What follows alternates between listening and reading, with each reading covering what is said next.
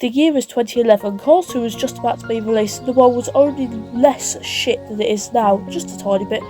The F1 season had just come off one of the best title battles, with the title going to the final race between 4 drivers until Sebastian Vettel failed to win his first ever title. By Canada, Vettel had dominated the 2011 season, winning 5 times in his first 6 races. The F1 circus moved on to Canada for the 7th round, and this race was much different. This is a story of the 2011 Canadian Grand Prix. The weekend started in the usual fashion with 3 practice sessions. Rosberg was fastest in FP1, whilst Vettel crashed at the World Champion.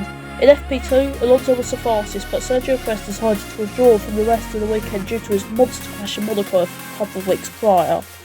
In the final session, Vettel, who was in the Red Bull at the time, was fastest, but his teammate Mark Webber was having curse problems and henceforth couldn't take part in the final session. This set up a qualifying session which could go to anyone as long as they were not driving a HRT. Qualifying began with the 107% rule claiming another victim, Jerome D'Ambrosio. RIP, shout out to his weekend. In Q1, Alonso went fastest, with him being the only driver to enter the 1 minute 13. The usual suspects were knocked out, which included Jaime Avashwari in the Toro Rosso. In Q2, Massa went fastest, which was odd because since post-accident at Hungary 2009, he was never the same driver, with Vettel only half a tenth behind. As Q3 started, it was the Ferraris versus the Red Bulls versus the McLarens for pole. After the runs were being finished, the top 5 stood as Vettel, Alonso, Massa, Webber and Hamilton. The race wouldn't be that exciting. Vettel would take the lead at the start and run away as he had done all year, but this race was different. The rain was on the way. Before the cars lined up on Sunday, a rain front had started to roll in and the track was bathed in rain. With heavy rain during halfway through the race, this would get interesting. The FIA called to start behind the safety car due to the enormous amount of rain on the track, and a few laps later, the safety car pulled in and the race had started. Alonso attempted to make a move on Vettel at the start, but it failed, and just behind, Hamilton and Webber collided, with the latter being spun round and thrown to the mid-pack, just ahead of the Vermin and the HRTs. Button ends up running wide, losing 2 positions, while Paul di Resta gained 2 places in the first lap. I'm really hoping he never wins an F1 title battle in the future. As Hamilton tried to claw his way up through the field, he fell down behind Button after running wide, and as he tried to overtake him on the main straight, Button did not see Hamilton and Lewis was forced into the wall, breaking his rear suspension and forcing him to retire. The safety car was deployed. Button pitted onto the intermediate tyres, but sped in the pit lane and gave him a drive-through penalty. Vettel was in the lead and pulled away just like every other race, and people began to lose hope. This race was going to be won by a Vettel, but then the sky opened and clouds dropped everything onto the track, causing the safety car, then a red flag.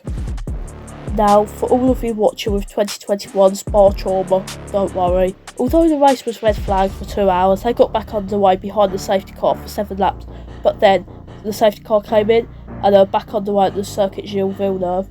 On lap 33, D'Ambrosio pitted for the intermediates and the rest of the field followed suit. As Alonso exited the pit lane, Button arrived behind and attempted to get past into turn 3, the place where Vettel decided to go lawnmowing in 2019, and he hit Alonso, sending him spinning to beach on the curb where he retired.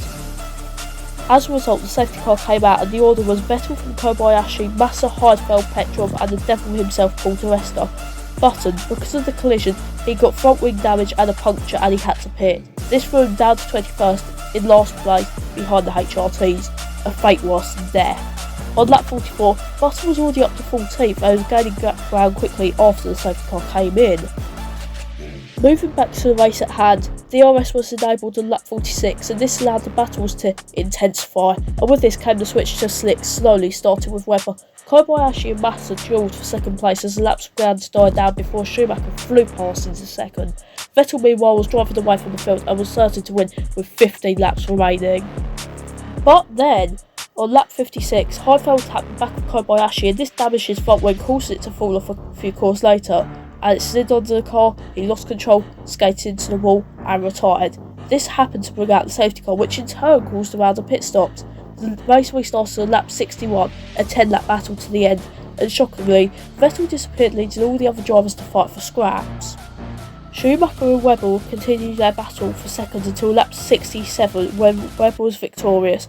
Behind, the rest of the field continued to get their best result possible and it was so chaotic. I won't try and cover it here, just watch the full race to get all these battles that we can only dream of today. Paul di Resta decided not to run a great race for once and retired due to a puncture, leaving 4 laps left for continuous battles. We skipped to the end of the race now and Vettel had dominated almost all the race and all he had to do now was navigate the last 2.7 miles without any problems to win. As he rounded turn 6 he made a mistake, slid out and ran wide, but he stayed in the race. Everybody stay calm, everything is okay. Wait a minute, is that a silver McLaren ahead? Yep, Jenson Button had taken the lead on the last lap. He was 21st only 30 laps later and had now he came across the line to win his 10th ever race in his career. When you think of great races in the sport, you always think of races with chaos, DNFs, rain, comeback drives and great still sport taking part. This race may only be beaten by a few in F1 history, but this is my favourite personally. And if you haven't watched this race, I urge you to do so. Full race or highlights, doesn't matter, great race. Anyways, thanks for watching. If this video is out before the Canadian Grand Prix, that's a good thing. If I failed, probably due to procrastination. As I said, thanks for watching, like and subscribe and I'll see you later.